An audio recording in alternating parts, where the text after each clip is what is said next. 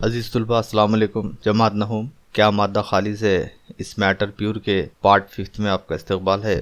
اس video میں ہم کاغذ کی لون نگاری، کروموٹوگرافی، ناقابل حل مائعات کی علیحدگی مشغلہ نمبر 8، عمل کشید ڈسٹیلیشن مشغلہ نمبر 9، کاپر سلفیٹ اور المونیم کے آمیزے سے کاپر دھات کی علیحدگی مشغلہ نمبر 10 کے بارے میں معلومات حاصل کریں گے. آئیے سب سے پہلے ہم دیکھتے ہیں تجربہ گئی مشغلہ کاغذ کی لون نگاری کروموٹوگرافی، جس کا مقصد ہے کاغذ کی لون نگاری کے طریقے سے سیاہی کے اجزاء کو علیحدہ کرنا. سیاہی میں دو چیزیں ہوتی ہیں، ایک ڈائی ہوتی ہے رنگ، اور دوسرا پانی ہوتا ہے. تو اس کے اندر دونوں میں سے سیاہی اور پانی کو الگ کرنا یا علیحدہ کرنا، جس کے لیے درکار آلات ریکوائرڈ مٹیریل: منخارہ، مستطیلی تختیری کاغذ، سیاہ مارکر عارضی، سبز سیاہ مارکر مستقل، مارکر، پانی، پینسل اور سیلو ٹیپ. طریقہ عمل پروسیجر میں مارکر کے ذریعے تختیری کے نیچے حصے میں ایک لکیر کھینچیں. منخارے میں تھوڑی سی پانی کی مقدار لیجئے. پینسل اور ٹیپ کی مدد سے کاغذ کی پٹی کو منخارے میں اس طرح لٹکائیے کہ یہ پانی کو محض مس کرے. اس بات کو یقینی بنائیں کہ سیاہی کی لکیر یا باریک مارک پانی کو مس نہ کرے. پانی کو کاغذ پر اوپر جانے کے لیے کم و بیش 5 منٹ رکھیں. اس کے بعد کاغذ کو وہاں سے نکالیں، اسے خشک ہونے دیجیے. سبز مارکر اور مستقل مارکر سے تجربے کو دہرائیے. جیسا کہ شکل میں بتایا گیا ہے، کاغذ کی لون نگاری پیپر کروموٹوگرافی میں ایک بیکر لیا گیا ہے جس کے اندر کچھ حد تک پانی ڈالا گیا ہے، اور پنسل اور سیلو ٹیپ کی مدد سے ایک تختیری کاغذ کی پٹی جس پر ایک مارکر لگایا گیا ہے، نشان لگایا گیا ہے، اس کو پانی میں ڈوبنے سے پہلے تک یعنی بغیر ڈوبے اس کو ٹچ نہیں ہو سکا، اس کو رکھا گیا ہے. اب اس کے بعد 5 منٹ کے بعد اس کے مشاہدات ہیں وہ مشاہدات پر ہم غور کرتے ہیں. مشاہدات آبزرویشنز: جب سیاہ مارکر استعمال کیا گیا تو کاغذ خشک ہونے کے بعد ہم کئی رنگوں کا مشاہدہ کرتے ہیں، جیسے سرخ، سبز، جامنی، سیاہ وغیرہ. جب سبز رنگ کا مارکر استعمال کرتے ہیں تو ہم صرف کچھ رنگوں کا مشاہدہ ہی کرتے ہیں، جیسے پیلا، نیلا اور سبز. جب ہم مستقل مارکر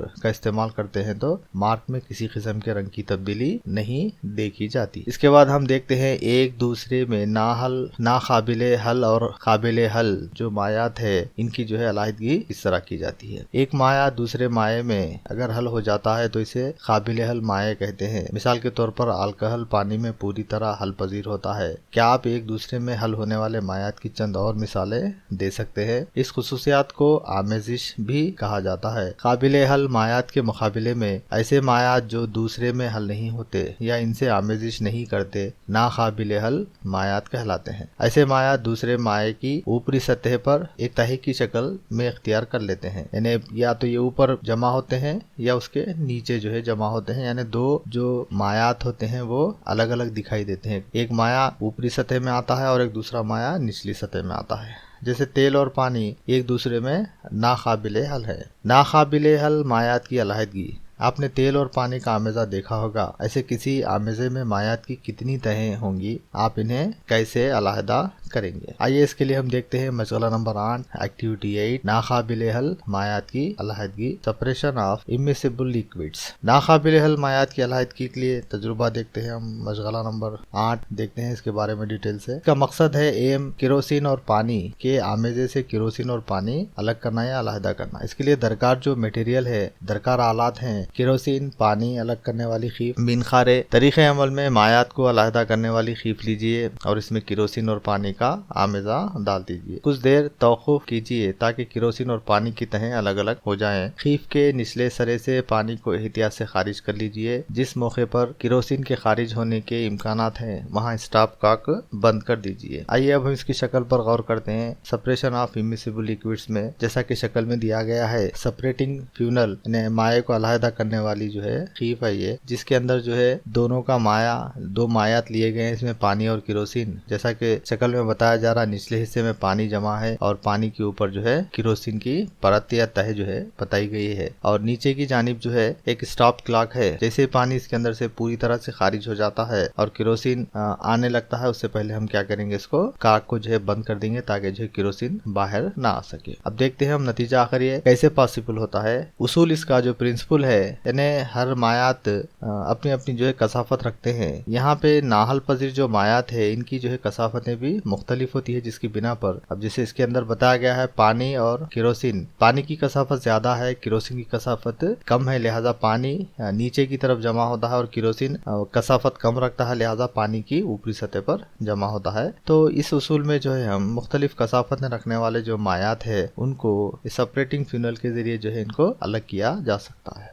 قابل حل مایات کے آمیزے سے اجزاء کی علیحدگی۔ بعض دفعہ مختلف مایات کو ایک دوسرے میں ملا کر جو کہ قابل حل ہوتے ہیں، یعنی ایک دوسرے میں حل پذیر مایات کو ملا کر ایک متجانس محلول تیار کیا جاتا ہے، اور بعض مایات ایسے ہوتے ہیں کہ وہ دوسرے مایات میں ہر اعتبار سے قابل حل ہوتے ہیں۔ ایسے مایات متجانس محلول بناتے ہیں تو اسے مائع کی قابل حل خصوصیت کہا جاتا ہے۔ مثال کے طور پر پانی اور ایتھنال ایک دوسرے میں قابل حل ہیں۔ آئیے اب ہم دیکھتے ہیں عملے کشید ڈسٹیلیشن، مشغلہ نمبر 9 ایکٹیویٹی 9، عملے کشید کے ذریعے قابل حل مایات کی علیحدگی، separation of two miscible liquids by distillation۔ اس تجربے کے لیے سب سے پہلے اس کا جو مقصد ہے وہ مقصد ایم کیا ہے، دو حل پذیر مایات جیسے پانی اور ایسوٹون کی عمل کشید کے ذریعے علیحدہ کرنا ہے، ان کو جو ہے الگ الگ کرنا، یعنی پانی اور ایسوٹون یہ دونوں کا جو ہے آمیزہ ہے، یہ آمیزے میں جو ہے دونوں ایک دوسرے سے مل جاتے ہیں، تو ان میں ملنے سے جو ہے ان کو عمل کشید کے ذریعے جو ہے ان کو الگ الگ کرنا ہمارا مقصد ہے۔ اور اس تجربے کے لیے جو درکار آلات ہیں، ریکوائر میٹیریل ہے، وہ جو ہے سٹینڈ ہے، عملی کشید کی سراہی ہے، تھرمامیٹر ہے، بخارات ہے، تخصیف کرنے والا آلہ یعنی آلہ تخصیف ہے،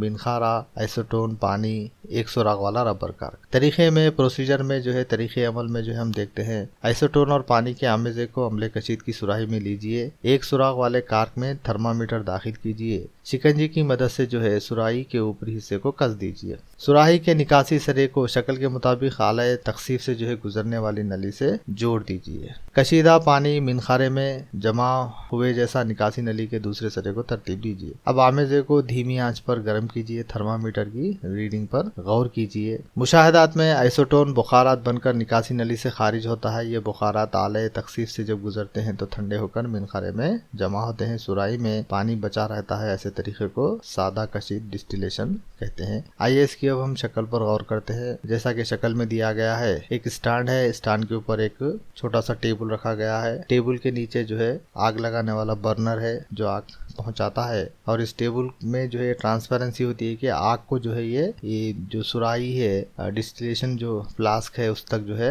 آگ کو پہنچاتا ہے۔ یہ نیچے جو ڈسٹیلیشن فلاسک ہے اس کے اندر جو ہے ایسوٹون اور واٹر کا مکسچر لیا گیا ہے، اور اس کے اوپری سرے پر جو ہے کارک لگا دیا گیا ہے، کارک میں سے اوپر ایک فریکشنیٹنگ کالم جو ہے دیا گیا ہے یہاں پہ، اور یہ فریکشنیٹنگ کالم سے اس کے جو آبی بخارات جو گرم ہو کر نکلتے ہیں یہ نلی کے ذریعے جو ہے اوپر کے حصے کی طرف چڑھتے ہیں، اور یہ جو ٹیوب دی گئی ہے یہاں پہ یہ نما ٹیوب ہے، یہ جو ہے کارک ہے، کارک کے اوپر اس میں تھرمامیٹر لگایا گیا ہے۔ جب پانی اور ایسوٹون کے مکسچر کو جو ہے گرم کیا جاتا ہے تو ایسوٹون جو ہے بخارات بن کر یہ فریکشنیٹنگ کالم سے جو ہے گزرتا ہوا جو ہے یہ نکاسی نلی کے ذریعے جو ہے باہر کی طرف نکلتا ہے۔ تو نکاسی نلی میں جب یہ داخل ہوتا ہے تو یہاں پہ جو ہے پانی کے آنے جانے کے جو ہے راستے ہیں، یہ ٹھنڈا پانی جو ہے اسے مہیا کیا جاتا ہے، جس کی وجہ سے جو ہے کنڈینس ہوتا ہے یہاں پہ یا تخصیف کی حالت ہوتی ہے، تو جو آبی بخارات ہے وہ آبی بخارات ٹھنڈے ہو کر مائع کی شکل میں مائع کی شکل اختیار کرتے ہیں، اور یہ مائع جو ہے نیچے امتحانی نلی میں یا بیکر میں جو ہے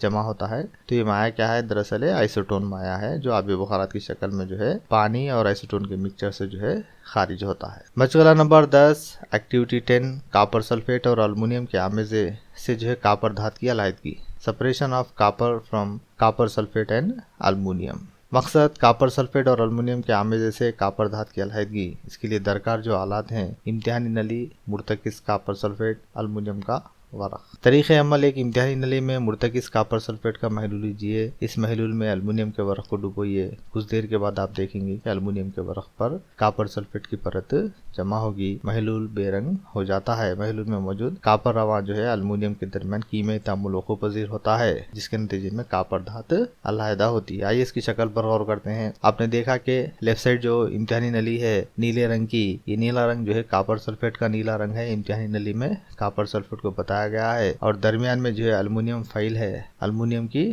فائل ہے، اور जैसा ही हम जो है इस टेस्ट ट्यूब में कॉपर सल्फेट की टेस्ट ट्यूब में एल्युमिनियम की फाइल डालते हैं तो एल्युमिनियम की फाइल डालने से कॉपर सल्फेट में मौजूद कॉपर जो है ये एल्युमिनियम से तामुल करके कॉपर की प्लेट के रंग को तब्दील करता है, जिसकी वजह से जो है इसके ऊपर कॉपर की परत जो है चढ़ी हुई बताया गया है। और साथ ही साथ जो है जो महलूल ब्लू कलर का है वो जो है बेरंग महलूल हो जाता है। तो इस तरह से जो है एल्युमिनियम की मदद से जो है कॉपर सल्फेट से हम कॉपर की धात को अलहदा कर सकते हैं।